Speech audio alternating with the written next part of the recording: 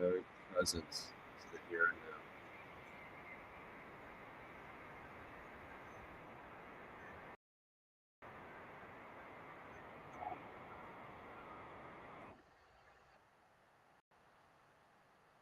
now. Notice breath air that is cooler than the breath that goes out.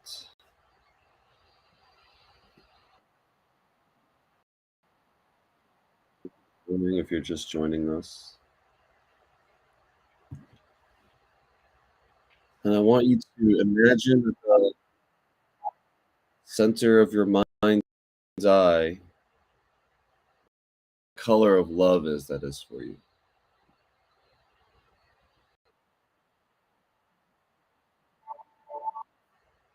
And the music's probably just going to be going in and out. But being here now with yourself, every breath that goes in, I'm just going to pause the music. Every breath of air that goes in, imagine love filling all of you up.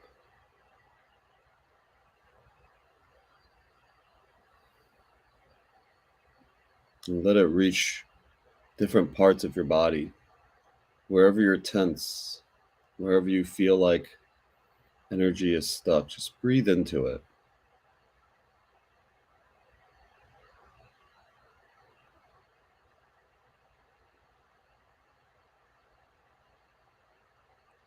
Until you feel yourself glowing.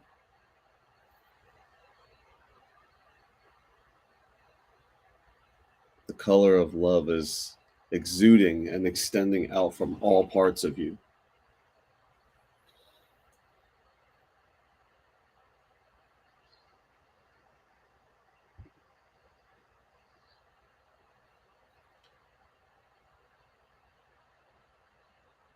And the contemplation today is, what is love and unity?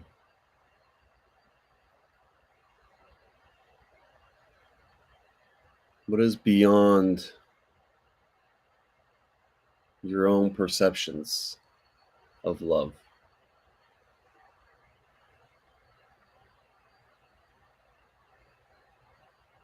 Love is our ultimate reality and our true nature.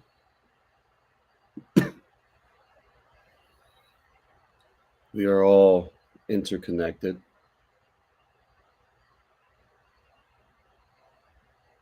Love encourages us to extend to all beings, recognizing our oneness. Where do you get to extend this love today?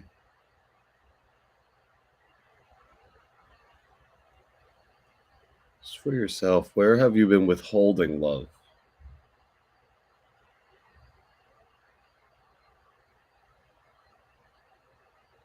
Knowing that wherever you withhold love, you withhold it from yourself.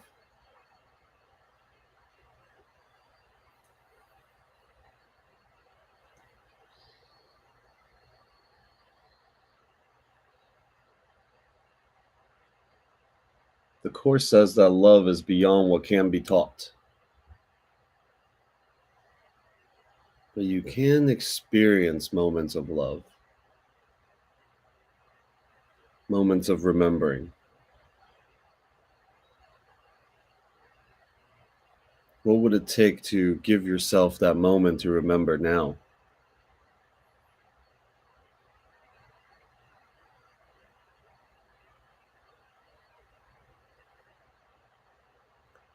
Where are you blocking love from entering you? Who's trying to show you love and you can't see it?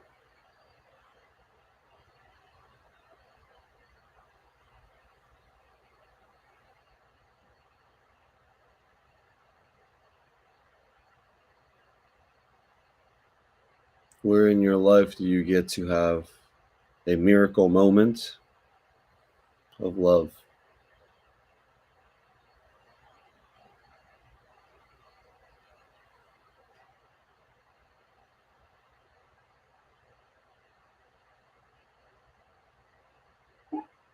And the intentions for this call is that we get to slow down for a moment in our busy lives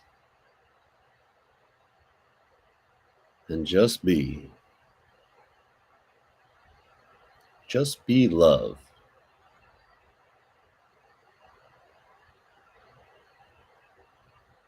It is your natural inheritance.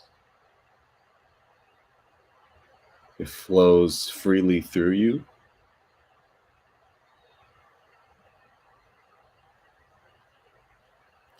It's the most effortless thing that we can do.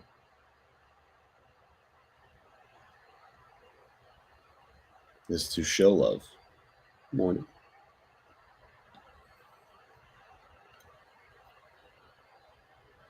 And so from this space of just slow stillness and silence in our minds, in our hearts, we remember that message. We remember where we're withholding love,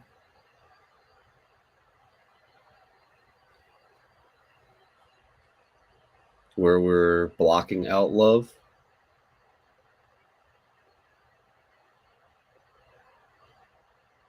and let us put down the walls and the judgment and the barriers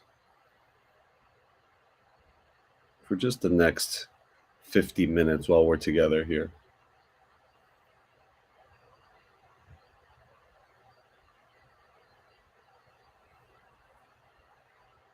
And as I am, we all are. As I remember, we all remember.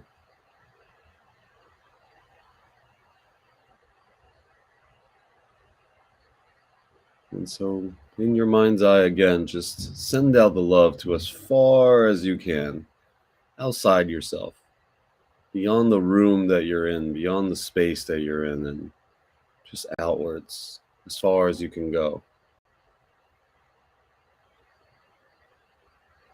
Imagining your love just touching and extending to all parts of the world.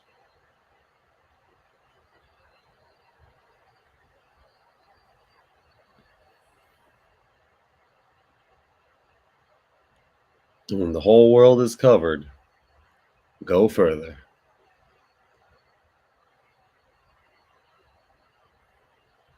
Unity, love.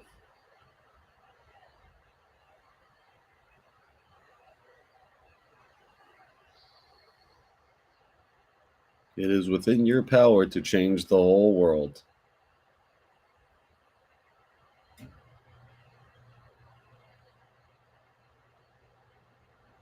And today, we remember that this is so. And so it is.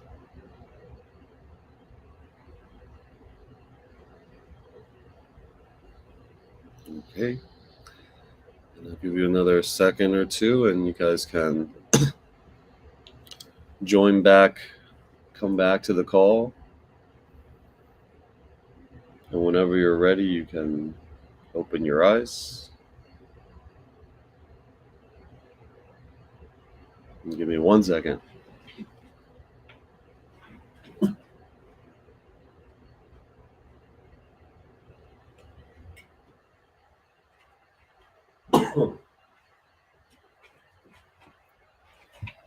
Okay, I'm back. All right, welcome everybody. So, what is this A Course in Miracles? A lot of people have asked me this week, like, oh my God, what is this call that you do on Sunday and Wednesdays? I've caught glimpses of it on your social media, and it's been great stuff.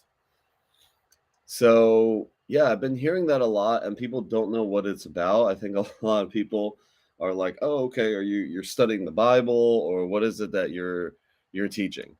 Right? And I think people just automatically assume they're like, "Oh, you're Christian, so you know, us as Christian, God-fearing, people, whatever, whatever." And I let it just kind of all go because A Course in Miracles really teaches us to be, it's there's a central theme, but it isn't defined in any like denominations. It's really universal, and it doesn't particularly align itself to any religion or belief system. Really, the course just opens individuals and all of us um, to transcend religious boundaries. Let's call it, right. So we've been talking about boundaries a lot. So let's just say the course helps us transcend any religious boundaries and boxes that we put things into, and we focus on just the universal principle of love. So the central theme of the course is love, forgiveness, and inner peace. Okay, so that's really what the course is. It's called a Course in Miracles. Um, so, A Course in Miracles is really a spiritual self study book, I guess you would call it. Um, it's like a study guide that really I've never seen anything that's as transformative and consistent. Well, maybe it's because the only thing I've really practiced with so much conviction in my life and consistency. So, but for me personally, it has been, one of the most profound things that I've done in my life that has led to inner peace and a lot of personal growth and really being able to see the world with loving arms and receiving all my brothers and sisters out there in just a non-judgmental way. And the course has been something that has carried me through a lot of tough times and helped me understand things when I didn't, when I don't get why things are happening. And the course, basically the entire thing is just one message. It's like one big message of, do you want peace or do you want to be right? It's literally that, and it gives a lot of different examples of where we rather be right, of how the ego takes over. So there's a couple principles that I'll go over about the course for those of you that have been interested to about what is this topic that Alex has been going on and on about every Wednesday and every Sunday. And it isn't until recently that I've opened this call up to everybody. Like, I've just been privately teaching this to a small individual group for 4 years. I keep saying 4 years, but it's probably been longer than that now. I saw a Facebook reminder of like one of the first calls that I did, just a picture of it, and it was longer than 4 years ago. So maybe it was longer, but I don't know why I keep saying 4 years. I've been teaching it really for a long time now. It's kind of it's the longest thing that I've done, like consistently studying with discipline every single day. Um, so yeah, I really find a lot of healing and love through it. Right. So, A Course in Miracles, I don't have it with me because I'm traveling right now, and it's kind of like a big book, and we're traveling for 2 weeks here, and everything's kind of digitalized anyways now, so I don't have to carry my book everywhere. Plus, when I carry it around and I bring it in my bag, it kind of gets more damaged every time, and it's already pretty. I want to preserve it as much as I can because I guess it's kind of something that's special to me. Um, and the last time that I said this, my dog chewed up my book with all my things underlined and stuff in there. So maybe I shouldn't say anymore. But I love the that I have. It's just I've so many things in there are highlighted. I can flip to any page and be like, oh look. It's speaking to me. So what is A Course in Miracles? A Course in Miracles was a channeled writing back in the late 60s, and during the late 60s and early 70s. We know, kind of, if you were alive at that time. I wasn't, but I hear that it was very, very wild. It was great. People were exploring, and a lot of psychedelics and very forward thinking stuff happening around the world, and people were channeling messages from another dimension, or from God or Jesus, whatever you want to call it. But people were channeling their writing, and this was one of those. Right? Sometimes I feel it on these calls. I feel the channel. I feel like I'm speaking, but I'm really sitting here learning, because things come out of my mouth I have never ever said before. And the clarity that comes through, I'm like, wow, okay, this is what it means for me to say, God, use me as a vehicle to deliver whatever message is trying to come through. Okay, so I feel that a lot, and it deepens my trust, actually deepens my trust and my faith every single day and every time that I do this. Because I'll come onto these calls with like, oh, this is what I'm going to talk about, but it doesn't even end up being that. It's just, and now, whenever I speak in front of people, I do get nervous for a moment, but I'm like, let me just get the first like 2 words out. If I can say the first 2 words, God will carry me through the rest. Because whatever is meant to come through will come through. The audience is going to exude the energy, and there is a oneness that happens, and the message that wants to come through will come through. It's just kind of coming through my mouth. It's not even really me doing it. Yes, I like that. 7 seconds of courage is all it takes. What is that? Is that the name of a book? Because if it is, that's a great name for a book. And if it's not already the name of a book, I may just add that to my collection of A Course in Miracle books I'm writing. Because it sounds amazing. That sounds like a winning title right there. So this book was channeled by Helen Schuckman, who was a psychologist at Columbia University, where it was very intense. The environment was intense, and she and her boss, her colleague, actually, William Thetford, they were like, there's got to be another way in which we relate to one another, right? Oh, hey there, Jessica. Welcome. Thanks for joining us.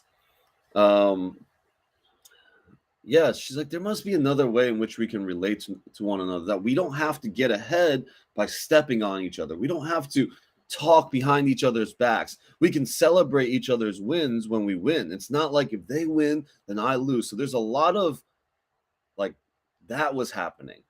Now, the Course says we as human beings have extreme tolerance for pain. We can deal with pain. We can deal with agitation. We can deal with stuff. We have high tolerance for it. But it isn't without limits, right? So we will tolerate our righteousness about being broke also. We will tolerate our righteousness about why we don't have the loving relationship that we have with our family, with our significant others, with whoever. We will tolerate that for a while until life smacks us enough times to say, hello, is anybody in there? Right? And we finally are like, okay, what is it?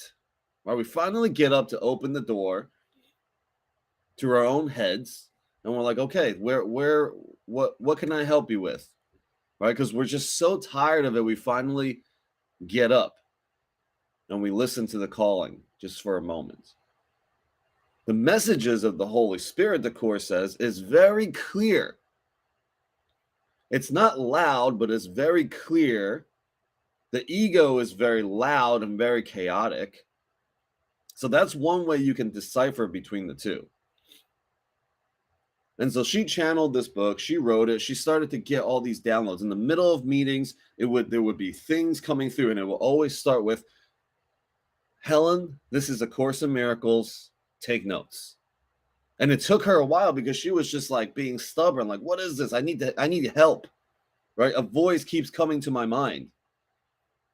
And Bill was like, well, maybe you should just write down whatever it tells you to, whatever the voice tells you. And so once she started doing that, it was for a long period of time that she just, every time that the voice comes, doesn't matter when it was, dinner, during meetings, whatever it was, she would just start writing. And then she started having visions. There's a part of her writing out there that when she went to visit this cave, like the vision was she was in the cave and Jesus was there to receive her and was giving her more messages. She was clear that the voice that was sharing with her was Jesus. Now, she wasn't religious at all, not even a little bit. So she didn't follow, she wasn't Christian, she wasn't Catholic, she wasn't any of these things.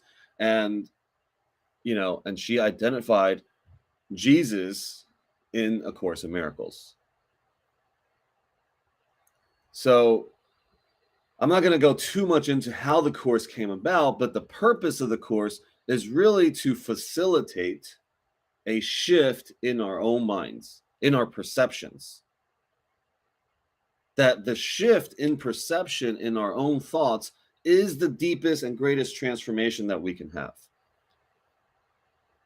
The root of all of our problems, okay, thought is the root of all of our problems. And the change in that thought is the solution to all of our problems.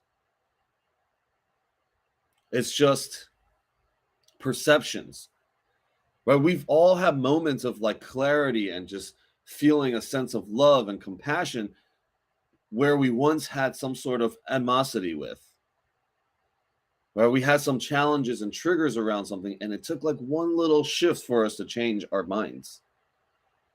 Right? One quick example is like, I used to get really, really upset when people would cut me off, or when they would, when they would run red lights. When people run like red lights towards the end of the yellow and run red lights, I would have some sort of trigger about that. And I used to get really angry. When people cut me off, I would get really, really angry.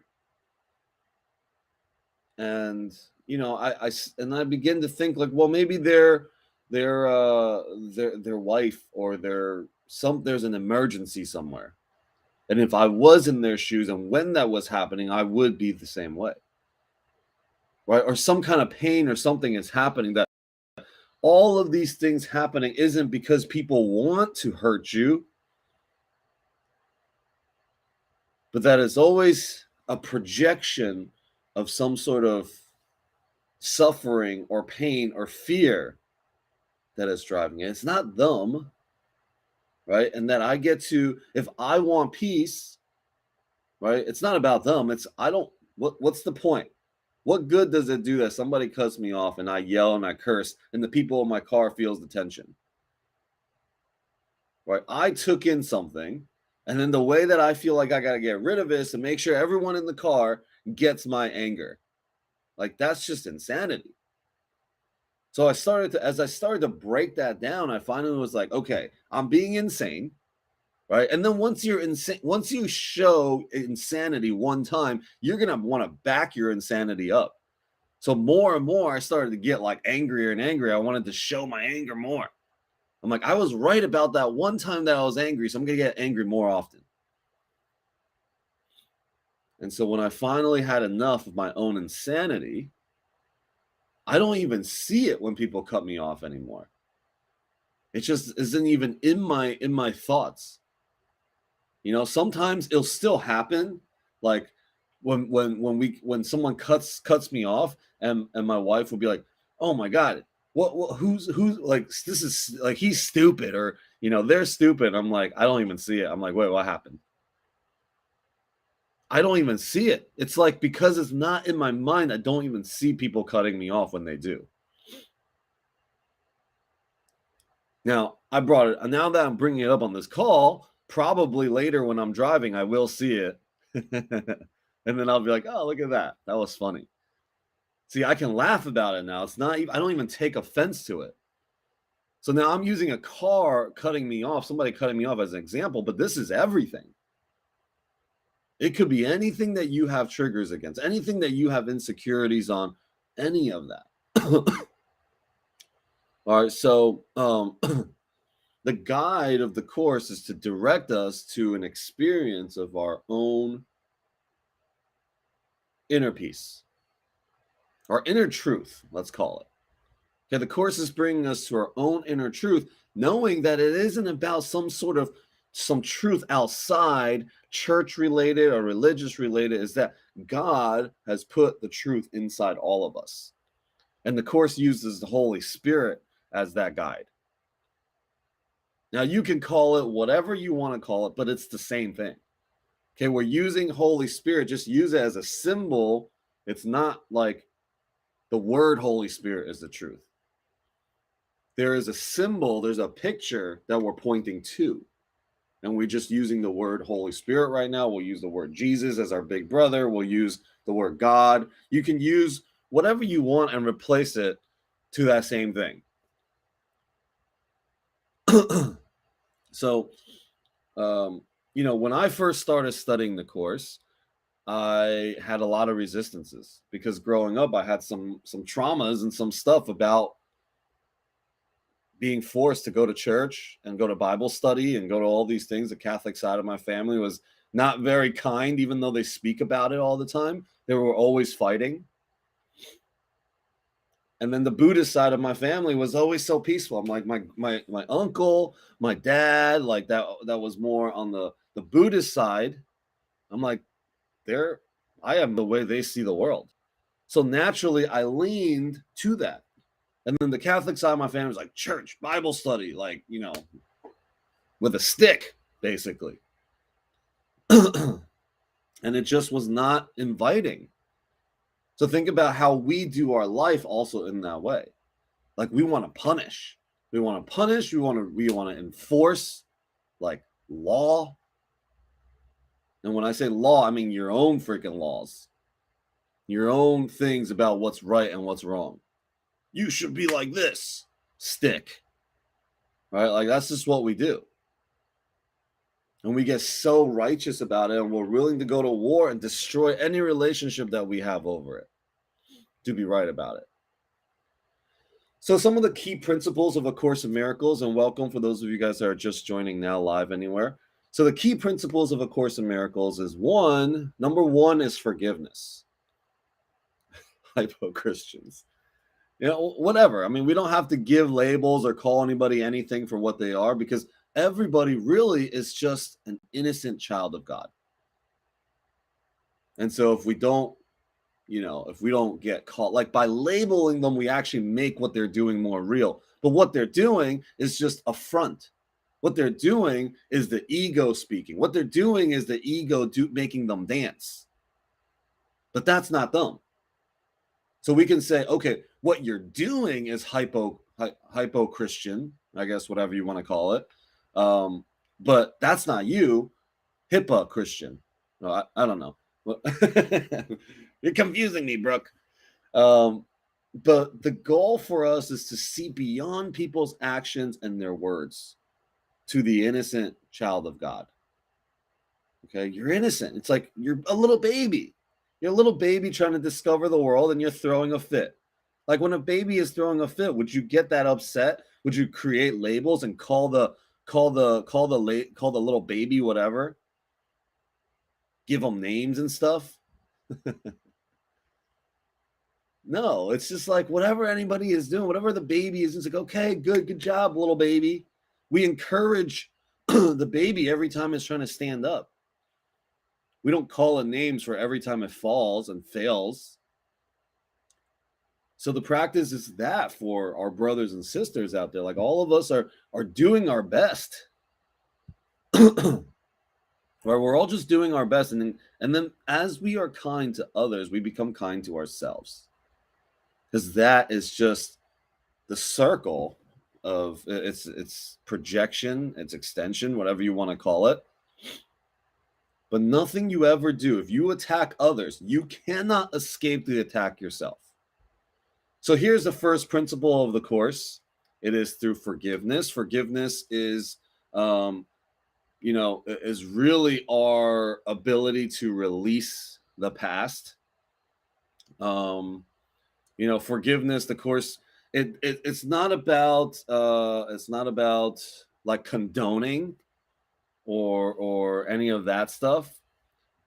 Forgiveness is really about like releasing the grip from anger, from grievances, from resentments, from judgments. So we're able to release the grip of that stuff that keeps us in the past, like stuck in the past. Now, if we choose forgiveness, what we're doing really is just we're freeing and releasing ourselves of burdens of all those grievances that we've held on to. And it allows us to restore peace in ourselves, and it allows us to restore loving relationships. Because the relationship was loving, it's always loving, but because of some past traumas or whatever happened, we've now created a new story of this person, of my relationship with this person. So forgiveness allows us to do some sort of clearing.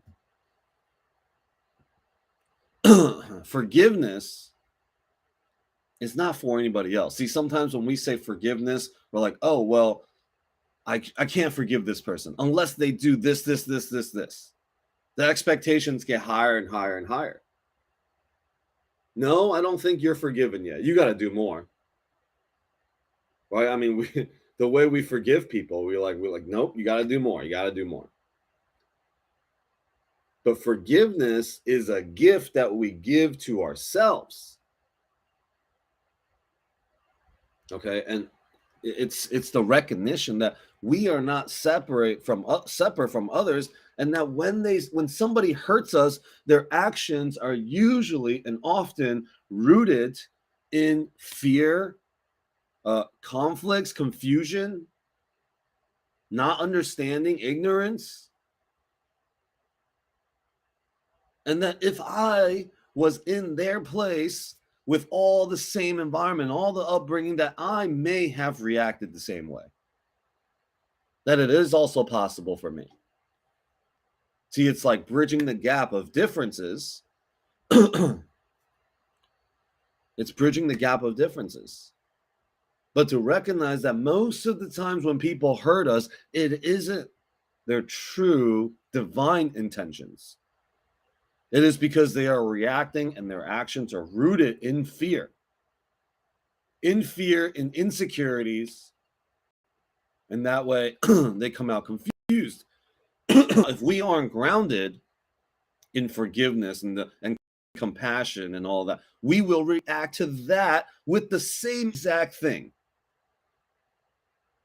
It does not make us any better by responding to confusion and fear and attack with confusion, fear, and attack. So this is why we do these calls, so that we can be grounded for the day. That maybe somebody cuts me off later, I respond with love. And that when somebody says or does something, or we see something on social media, that in our minds, we can send love and send compassion instead of judgment and attack. Because responding with war is no different than starting a war. Because at the end of the day, who really started it? They're responding to another war, and that person's responding to another war, and it just goes on and on. So who was right? Who's going to stop that chain of war? It takes courage. It takes discipline. It takes a lot of practice to do that. And that's an everyday discipline. This is why the course, this isn't about people are like, oh yeah, I've read that book. Like A Course in Miracles. I read that book. Oh, awesome. And then the conversation really just ends there. If somebody was to tell me that they were studying A Course in Miracles, I would stop all other conversations and just talk about A Course in Miracles. I read the book. I'm reading the book. I'm studying the book. And it's helped me understand the Bible a lot more. It's helped me understand people and all the other teachings out there. a lot better. See, that's how I know that I'm reading something that has the truth inside it.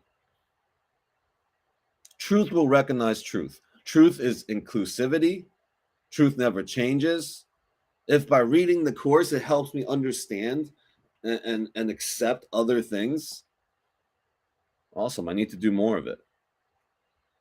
And I end up finding other things that have similar traits, similar things that it does for me. And I can recognize when truth is in the space. Now, first I have to get over my own ego also all the time. But that's why it takes practice. You know, I've been doing this for studying the course for 7 years, whatever, you know, intently since my dog passed away. You know, and people have been studying the course like this for 30 years. Marianne Williamson being one of those. Right? Marianne Williamson's running for president. I don't even know how that's going. Like, are people still campaigning? Like, what's happening? When is the presidential election? I'm still like disconnected from that. Is that this year? Next year? All I know is that when I was in college for so long that there was 4 presidential elections. So, yeah. And look at me, I turned out okay. Okay, the second principle of the course, so we have forgiveness, right? So we practice this forgiveness, is looking beyond all the attacks that I've thought was committed against me, so that I can start with, you know, I can be kind. She's getting flack for being too spiritual. It's the same thing that happened last time. Right? It's like, don't talk about love and unity in politics. Like, what? That's the time that it really needs to be said. But you know what? Even with all of that, you know, the bigger and the more people see you, the more you have to practice and be grounded in the course. So, you know, watching her, I'm like, wow, she's still so focused on her Course in Miracles teaching. She still does her calls. She still goes to church, to her church and speaks. It's awesome. And teaches the Course in Miracles. Now, the second principle, yes, and we have God, and you know, so it's there. Like we want to put God in all the things, but we don't use it in that way. We want to use it like I don't know why they're using it, but at least the words made it in there. Lip service. But it's always lip service until it ingrains into something, right? Until we can root it in ourselves somewhere. So it's the same thing. A lot of people understand concepts of stuff, and Brooke, you and I know in real estate, multifamily, a lot of people just teach concepts.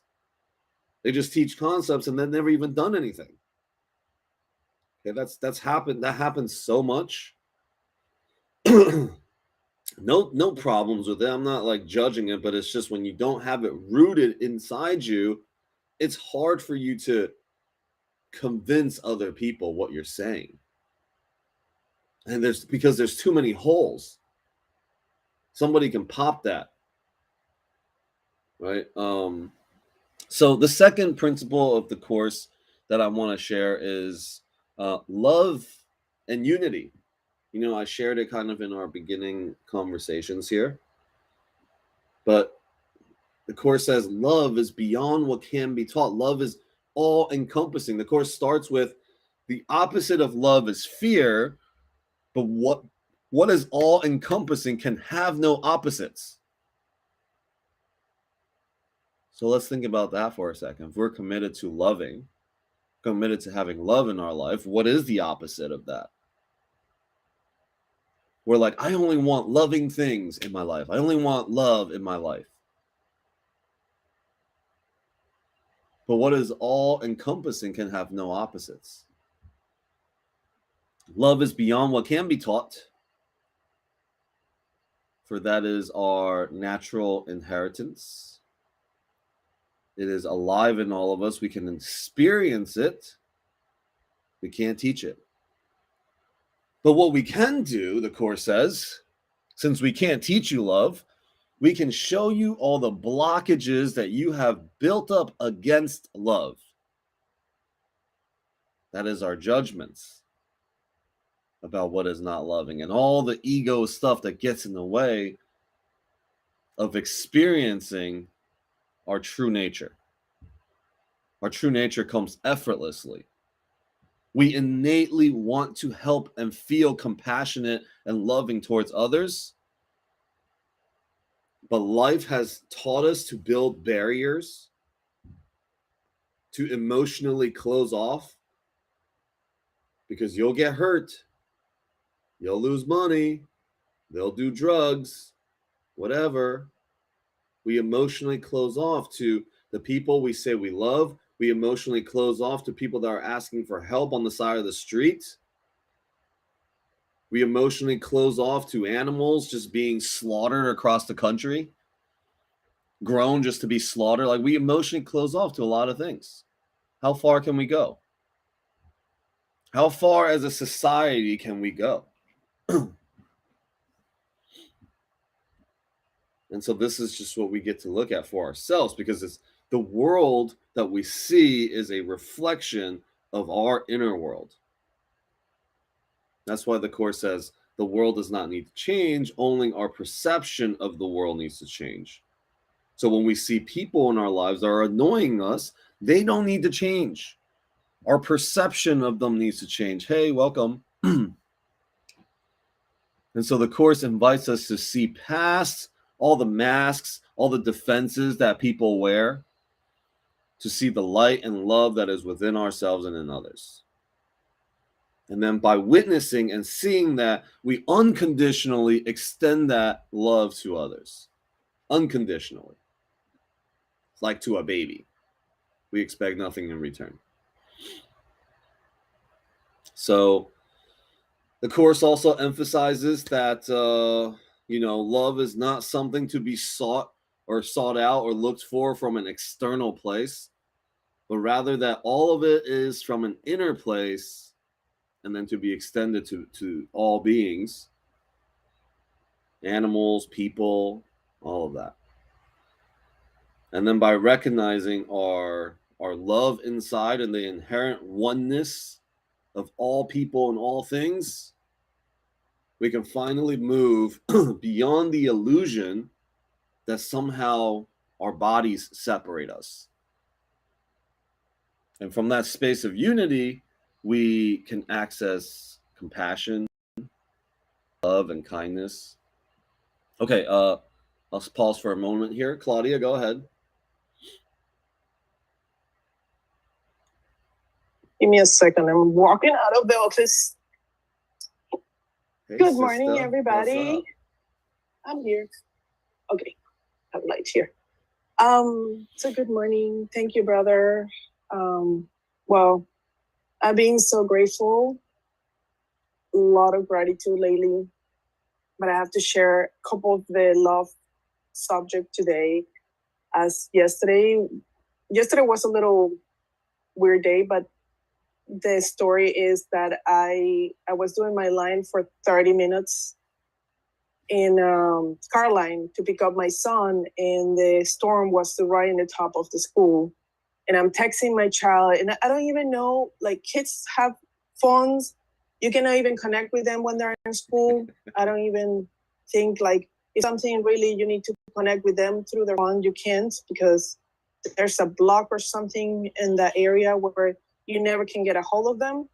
So trying to get my son to don't walk to the park, because I usually pick them up in a park, but if it's raining and lightning right on top, I don't want him to do that. And knowing my daughter, she'll do it. So trying to text both of them, can't get a hold of any of them. And I'm doing my line for like 30 minutes, sitting in the outside of the school, doing the car line to get him. And this person cut me off. Oh my God, Alex, do I remember you at that moment? After 30 minutes in the line, this person just randomly cut me off. And thank goodness we're going less than 20 miles per hour, because it's a car line, right? So, oh my God, I was so mad. I just took the horn and everything. And I really never get that in that space ever. But yesterday was a little stressful at work, and I was already running thin, and trying to get a hold of the kids. It was overwhelmed, and then I paused and I started like getting closer to the guy just to see the plane, because it was raining so strong that I couldn't even see the plane, trying to get a picture of it to give it to the police officer of the school and everything. And then after a while, I'm like, just start breathing. I'm like, oh shoot, I'm losing my peace. I'm totally losing my peace. And I remember, oh my God, I have my back bumper says, priestess, don't leave crumbs, we leave rose petals. And then I have a big one in my window says, choose love, same that I have it in my phone. I'm like, oh no, totally caught myself in there. And I'm like, I took a big breath. I took a couple of breaths, and I said, I let go. And I'm like, and start thinking maybe this person had like an overwhelmed day as well and didn't have the chance to leave early work or whatever. So I start calming myself down. And it's like, and I start sending love. And I'm like, forgive for my reaction, for my ego, from everything else, right? Yeah. But yeah, that was mainly like my lesson is to remember. And I have these little stickers in my car and in my phone to remember, to come back to the love. So that was my experience yesterday through this situation. But it's funny, when the people cut you off and you're like, what they were thinking. Well, who knows, right? But I'm getting out of the way myself, right? If they don't know how to get out of the way, I will get out of the way. So that was what I wanted to share. You know what's amazing is now it's going to happen to some other people that are hearing this conversation and then be, oh my God, Claudia on Alex's call was just talking about this and now I'm doing it. So literally this overcoming and like recognizing our own insanity in that moment, right? And what we're doing here is these calls they serve as a reminder, right? This is why sharing helps us extend this. This is you having a shift, right? You came back to love. Marianne Williamson has a book called A Return to Love. In that moment, you went from your insanity and you returned back to love. Now, these are types of stories that people will remember when that happens to them. And now we can shorten our rebound time, right? Because when we get angry for, sometimes we can get angry for a really long time, for years. Our whole lives, we could be angry at one person. But like you were able to release it, and now we can laugh about it. And then it serves to remind other people. See, this is love just extending. We can recognize that. And so that leads us to the third principle that I wanted to cover of a course, which is undoing the ego, right? Because that whole thing was the ego going like, it's all about me. Like I had a bad day. I can't get in touch with my kids and this, and they're going to, come through and they're going to be wet and it's dangerous and whatever is going on in our minds. But we can't even focus outwards on others. So undoing the ego is one of the central themes of the course, which is, saying that, look, the ego is a false self-identity that is rooted in fear, judgment, and the belief in separation. And that's what we've put on as this bodysuit, this identity over the bodysuit. We got a meat suit, and then we got an ego suit over that. That's why the Course says the entire identity that you've created for yourself, you, right, or Alex, is an identity that gets to be undone. And I've started to touch on the subject a little bit. Even the whole, A Course in Miracles, teacher, blah, blah, blah, all that identity, undo, because that isn't you either. Right? Because the ego will latch onto anything. So, the ego's thought system always brings, and we can tell if we're in the ego or not just based on, am I in conflict right now?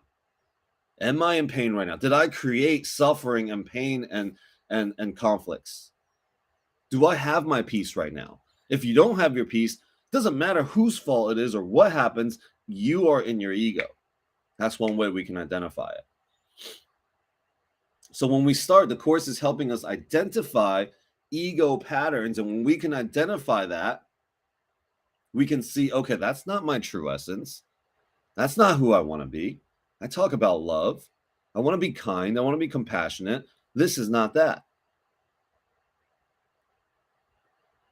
So can we break through and have a transformation in moments? Okay, I'm not saying a transformation. Here you go, boom, one time that Claudia figured this out, she's done forever. She's enlightened.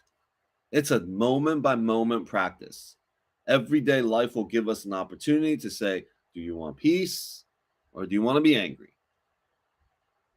And the longer we can stay in it, it's a practice over and over. You're training a muscle. So through like mindfulness, like self inquiry questions, we go through this kind of in our clarity catalyst that we've been doing a little bit.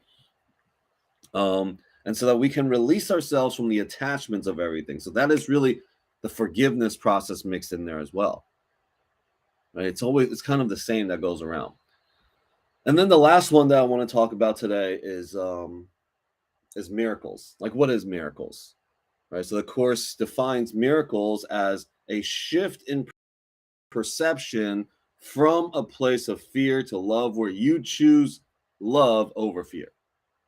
Right? So Claudia she decided that I'm no longer gonna be in that. I'm gonna choose love right now.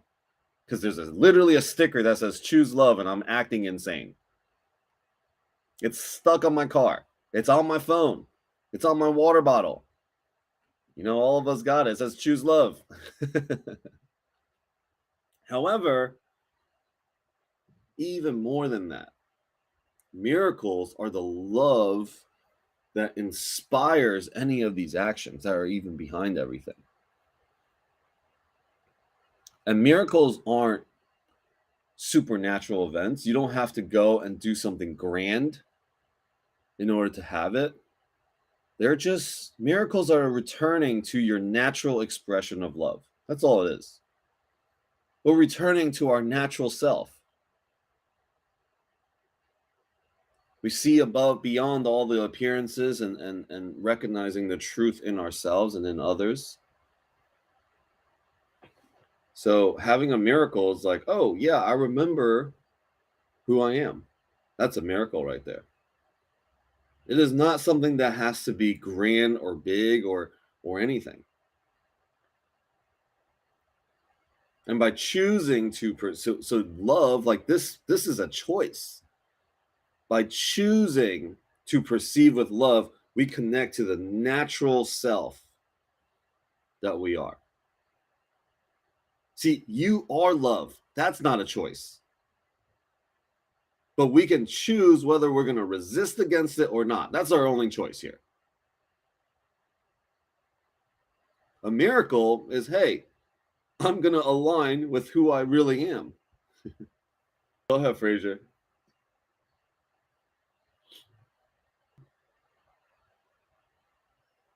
Hey, everyone. Hi, Alex. Hey. Yeah, with the part where you were talking about how we put boundaries up, I really had to think about that, because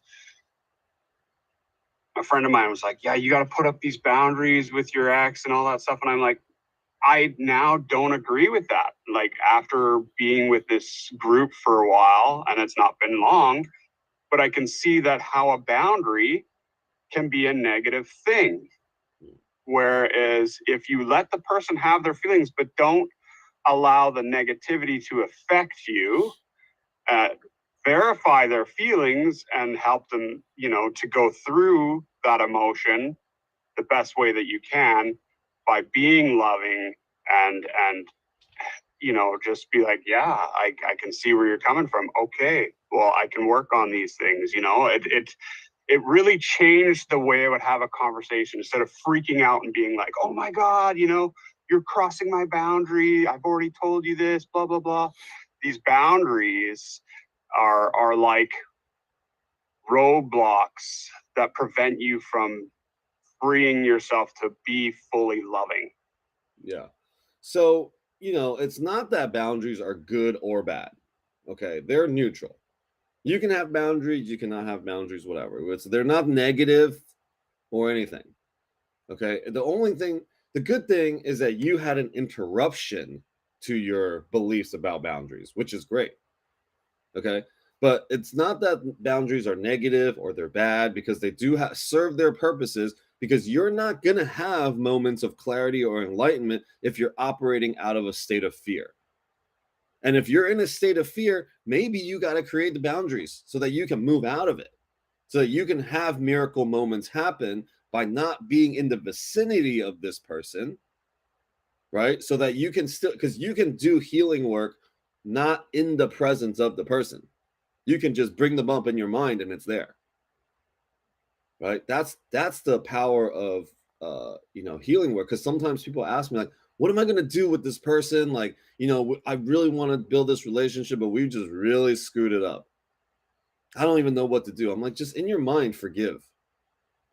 Send loving thoughts, forgive, see the best version of this person. And then they'll tell me, oh my God. And then afterwards, they called me and we had the best conversation. You don't know how many times that's happened. You didn't have to do anything.